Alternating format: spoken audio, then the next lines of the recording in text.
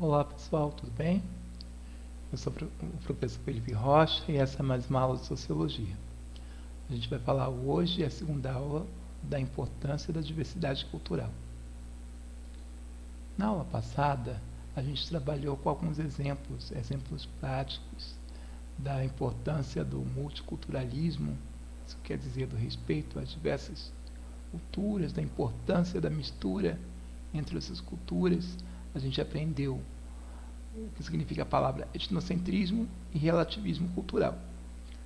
Na aula de hoje, a gente vai rever essas palavras e vai agregar outras palavras que podem ser usadas no vestibular, mas que, acima de tudo, são importantes, são conceitos importantes para a gente entender o que é esse multiculturalismo, o que é alteridade e a importância da gente entender que as culturas são múltiplas, elas se misturam, elas devem ser respeitadas e devem ser valorizadas.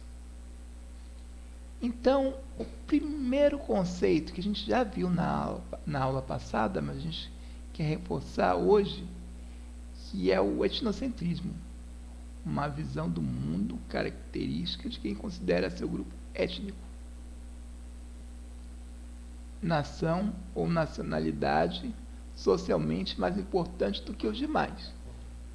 Ou, em outras palavras, daquele que quer impor sua forma de ver o mundo aos outros, e quer impor sua cultura aos outros. Então a gente aprendeu o que é isso, não é? A enquadrar todo mundo numa caixinha e aquela pessoa que não se enquadra é visto como um estranho. A gente também vai aprender hoje o que é eurocentrismo. Então, se a gente for perceber, até dentro da sociologia ou em qualquer outro espaço, qualquer outra disciplina científica, o que é europeu ou americano, a gente não norte-americano, a gente não difere muito europeu de norte-americano, por quê? Porque a cultura que existe nos Estados Unidos é uma continuação da cultura europeia, não é uma cultura americana legítima, mas é a cultura europeia que foi para os Estados Unidos e se reproduz através dos Estados Unidos. Então, a cultura europeia, principalmente a partir da Revolução Industrial, né, ela se impôs ao mundo inteiro. Opa, vamos fechar isso aqui. Ela acaba se impondo ao mundo inteiro. E isso a gente chama de etnocentrismo. Isso está na nossa cabeça, de uma forma ou de outra. Hoje, se a gente fosse perguntar para uma pessoa, onde você quer passar a sua lua de mel? Em Paris ou em Cochabamba, na Bolívia? Com certeza a pessoa ia falar Paris. Pelo menos a maioria das pessoas. Ou a gente sempre pensa, a gente tem na nossa cabeça que tudo que é europeu é melhor, etc. Isso também faz parte do que a gente chama de etnocentrismo, ver o mundo através da Europa. Isso acontece de certa forma porque a Europa dividiu o mundo, né? A Europa dominou o mundo e acabou criando essa situação. Bem, um conceito importante é o conceito de colonialidade. E ele foi criado pelo peruano Aníbal Quijano.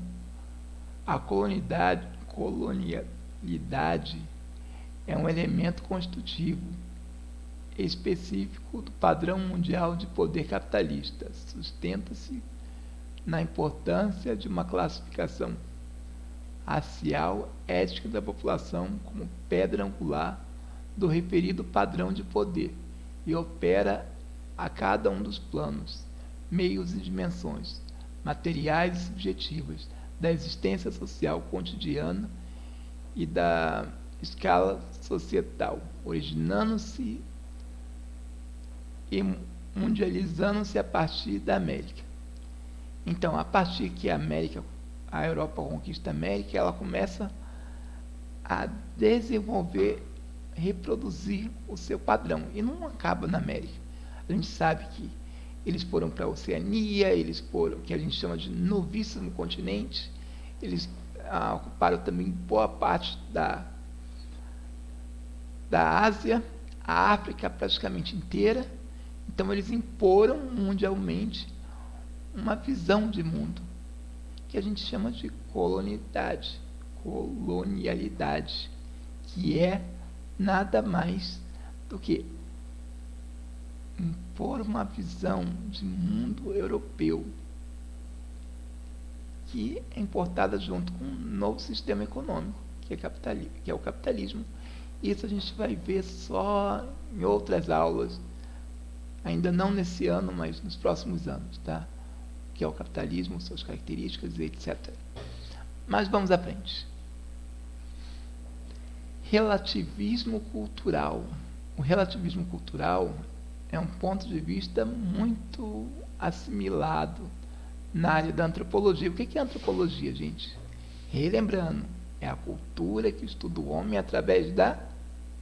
Opa, você que disse que através da cultura acertou. Então, o relativismo cultural percebe as diversas culturas livres de etnocentrismo. Então, ele respeita, ele observa, ele não tenta impor sua própria visão de mundo às diversas culturas. Isso não quer dizer que a gente precisa sempre aceitar, mas é muito mais entender, muito mais é não discriminar, muito mais do que aceitar todas as culturas no sentido de eu vou levar para mim esse padrão cultural. Mas a questão do respeito, que é muito importante no mundo contemporâneo. Opa! Aí tem uma coisa importante. Empatia. É uma forma de identificação intelectual. A pessoa se identifica com uma coisa, com algo, e a empatia é como você conseguir se colocar no lugar do outro, entender como o outro pensa. Então, isso é bastante importante, é um conceito muito importante para entender o diferente, para o respeito. Hoje, com certeza, a gente pode dizer que falta empatia no mundo. Alteridade. A diferença nos enriquece, o respeito nos une. A alteridade é o conhecimento que existe, que as pessoas e culturas singulares, objetivas, elas se unem, tá? Elas pensam da sua própria maneira. A gente acaba respeitando o outro, porque a gente consegue tolerar, a gente consegue reconhecer o outro, reconhecer a cultura do outro acima de tudo. Isso é alteridade. Opa, a gente tem aqui um outro conceito bastante importante, que é de um argentino chamado Néstor Garcia Canclini.